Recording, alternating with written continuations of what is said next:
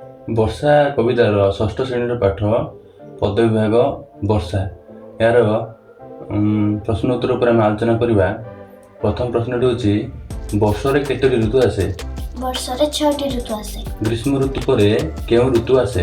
ଗ୍ରୀଷ୍ମ ଋତୁ ପରେ ବର୍ଷା ଋତୁ ଆସେ। ମେଘମାନେ କେଉଁଠି ମିଳିତ ହୁଅନ୍ତି? ମେଘମାନେ ଶୂନ୍ୟରେ ମିଳିତ ହୁଅନ୍ତି।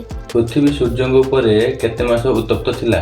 ପୃଥିବୀ ସୂର୍ଯ୍ୟଙ୍କ ଉପରେ 8 ମାସ ଉତ୍ତପ୍ତ ଥିଲା। ଖଦ୍ୟ ତ କେତେବେଳେ ଉଡ଼ି ବୋଲେ? ଖଦ୍ୟ ତ ସନ୍ଧ୍ୟାବେଳେ ଉଡ଼ି ବୋଲେ। ତାପରେ ଦ୍ୱିତୀୟ ନମ୍ବର ପ୍ରଶ୍ନ ହେଉଛି ମେଘମାଳ କିପରି ଭାବରେ ଜଳ ବର୍ଷା କଲା? ମେଘମାଳ ଘୋର ଶବ୍ଦରେ ଗର୍ଜନ କରି ବର୍ଷା କଲା। ଗର୍ଜନ୍ତି ଆବରୀଣ ପାଣି ଏଠାରେ କିଏ ଗର୍ଜିବା କଥା କୁହାଯାଇଛି? ଏଠାରେ ବେଙ୍ଗମାନେ ଗର୍ଜିବା କଥା କୁହାଯାଇଛି। ଏହି କବିତାରେ କାହାକୁ ରାଜା ବୋଲି କୁହାଯାଇଛି?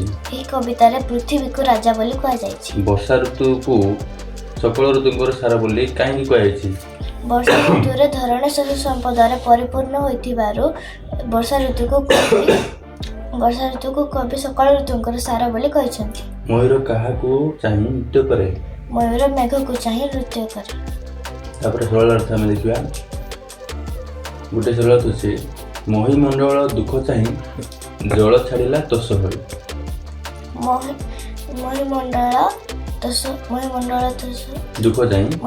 ଦୁଃଖ ଚାହିଁ ଜଳ ଛାଡ଼ିଲା ତୋଷ ହୋଇ। ଉକ୍ତ ପଦ୍ୟାଂଶଟି ପଠିତ ସାହିତ୍ୟ ବହିର ବର୍ଷା କବିତାର ଅନ୍ୱିତ।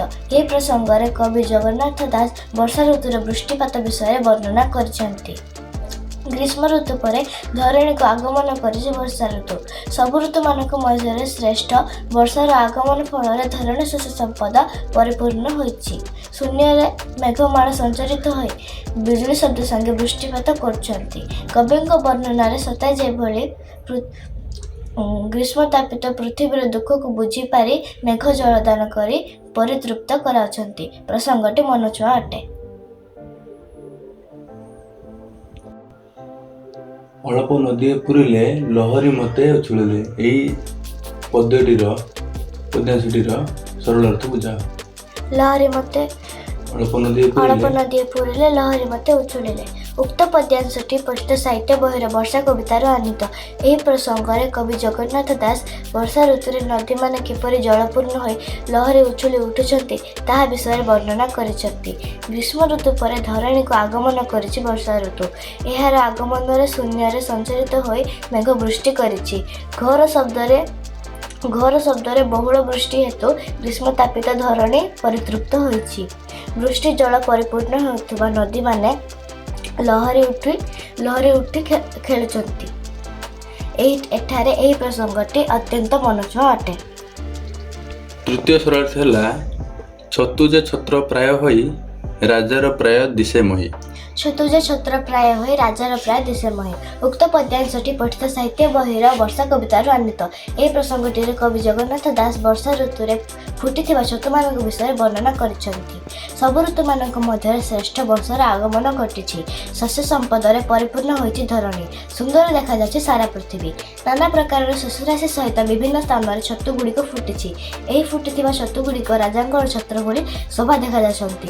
କବିଙ୍କ ବର୍ଣ୍ଣନାରେ ସତେ ଯେଭଳି ଧରଣୀ ରାଜାଙ୍କର ତାହା ହେଉଛି ଛତ୍ର। ପ୍ରସଙ୍ଗଟିରେ କବିଙ୍କ କଳ୍ପନା ପ୍ରଶଂସନୀୟ। ଦେଖିବା ସର୍ଟ ଟାଇପ୍ ପ୍ରଶ୍ନ ଉପରେ ସଂକ୍ଷିପ୍ତ ପ୍ରଶ୍ନ ଉପରେ। ନିମ୍ନଲିଖିତ ପଦ୍ୟାଂଶରେ ଖାଲି ଥିବା ସ୍ଥାନକୁ ଆମେ ବହି ଦେଖି ପୂରଣ କରିବା। ଏବେ ଆମେ ବହି ଦେଖିବା ନାହିଁ। ତ ଲେଖିଛି ପ୍ରାଣୀ ଜୀବନ ଡେସ୍ ଚିତ୍ତରେ ବରସି। ପ୍ରାଣୀ ଜୀବନ ଜଳରାଶି କରୁଣା ଚିତ୍ତରେ ବରସି। ପୁଣି ଆଉ ଗୋଟେ ପ୍ରଶ୍ନ ହେଉଛି ଡେସ୍ ଶସ୍ୟ ରାଶି ଏଣେ ଡେସ୍ ମହି ଡେସ୍।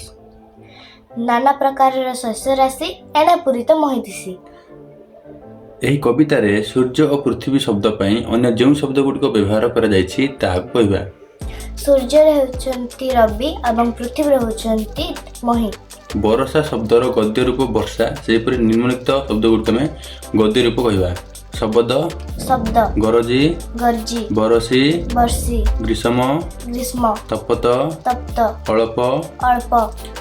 ତଳେ ଦିଆଯାଇଥିବା ଶବ୍ଦ ଗୁଡ଼ିକ ଅର୍ଥ ସୂଚାଉଥିବା ଶବ୍ଦକୁ ବନ୍ଧନୀ ମଧ୍ୟରୁ କହିବା। ବନ୍ଧନୀ ମୁଁ କହିବିନି କିନ୍ତୁ ତୁମେ ନିଜେ କହିବ। ମଞ୍ଚପୁର ମର୍ତ୍ତ୍ୟପୁର। ଭୁଞ୍ଜନ୍ତି ଭୋଗ କରନ୍ତି। ମଣ୍ଡୁକ ବେଙ୍ଗ। ନିଶାମୁଖ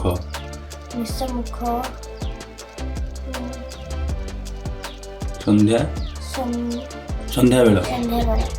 8 କୁ ଯେପରି ଅଷ୍ଟ କୁହାଯାଏ ସେହିପରି ନିମ୍ନଲିଖିତ ଶବ୍ଦ ଗୁଡ଼ିକୁ କ'ଣ କୁହାଯିବ? 9, ନବ 7, ସପ୍ତ 6, ଷଷ୍ଠ 11। ଏକାଦଶ। ପ୍ରତ୍ୟେକ ଧାଡ଼ିରେ 3ଟି ଏକ ଜାତୀୟ ଶବ୍ଦ ସହିତ ଗୋଟିଏ ଭିନ୍ନ ଜାତୀୟ ଶବ୍ଦ ମିଶିକି ରହିଛି। ଭିନ୍ନ ଜାତୀୟ ଶବ୍ଦଟିକୁ ଚିହ୍ନଟ କରି କହିବା। ବର୍ଷା, ବିଜୁଳି, ଗିରିଶିଖ, ପବନ। ଗିରିଶିଖ। ମଣ୍ଡୁକ, ମୟୂର, ଛତୁ, ଖଦ୍ୟତ। ଖଦ୍ୟତ ଛତୁ। ଛତୁ। ଠିକ୍ ଅଛି।